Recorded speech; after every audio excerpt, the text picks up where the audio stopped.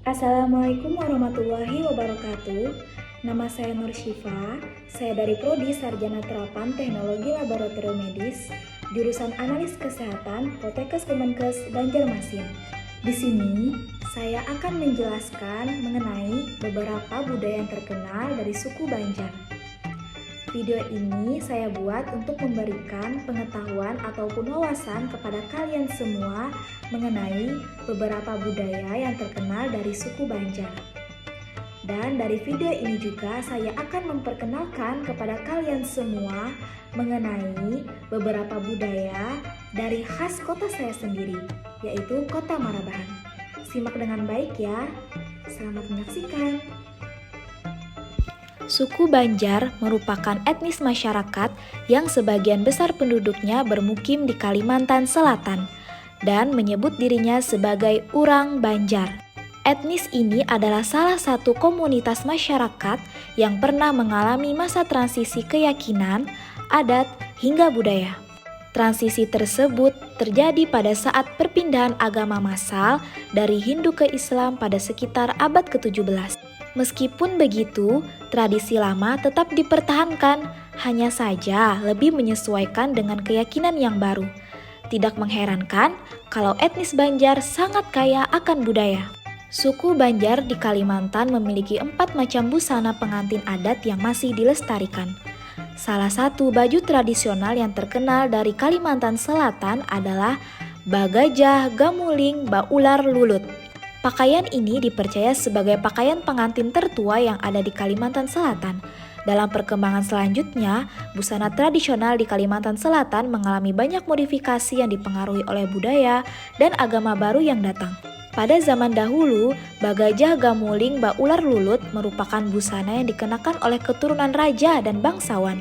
Seiring perkembangan zaman, baju ini pun kerap menjadi busana pengantin dalam pernikahan adat Kalimantan Selatan, bahkan hingga sekarang.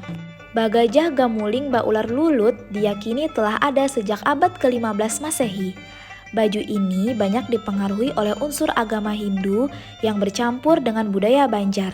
Percampuran ini menghasilkan satu busana yang eksotis sekaligus indah. Atasan Bagajah Gamuling Baular Lulut untuk kaum laki-laki biasanya mengenakan baju poko atau kemeja lengan pendek tanpa kerah. Namun, ada juga yang tidak mengenakan atasan atau bertelanjang dada untuk menunjukkan keperkasaan. Bagian bawahnya mengenakan celana panjang yang dihiasi motif pucuk rebung dari manik-manik. Adapun atasan untuk kaum perempuan umumnya mengenakan kemben yang disebut udat. Meskipun ada beberapa yang mengenakan baju lengan pendek yang dihiasi dengan payet, atasan tersebut dipadu-padankan dengan kain panjang yang berbentuk krok dan dilengkapi dengan ikat pinggang.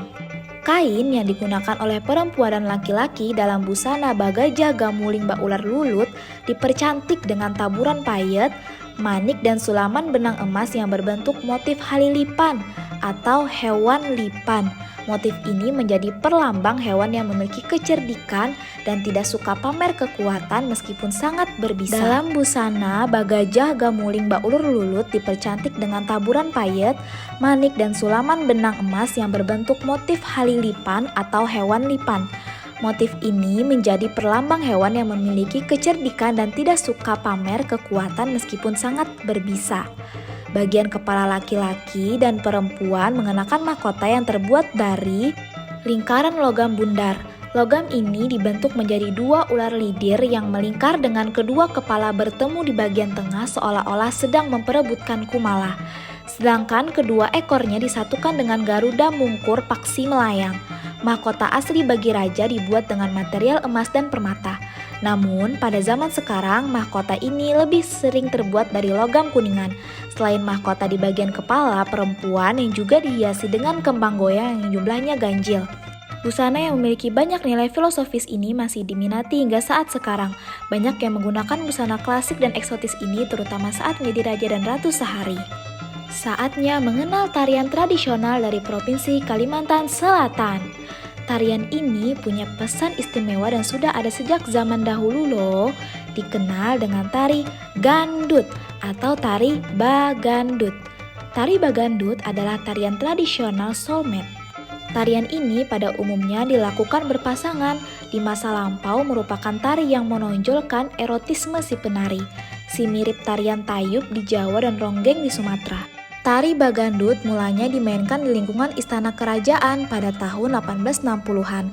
Tarian ini makin berkembang ke pelosok kerajaan dan menjadi kesenian yang diminati golongan rakyat biasa. Pada tahun itu dipentaskan bisa ada di mana saja. Mereka yang mengundang, maka pementasan ini dapat dihadirkan. Perhelatan yang mengundang keramaian seperti acara perkawinan, hajat, pengumpulan dana kampung, dan sejenis itu. Tari Bagandut, hiburan dan pementasan favorit yang ditunggu-tunggu. Nah, ini dia Kota Marabahan.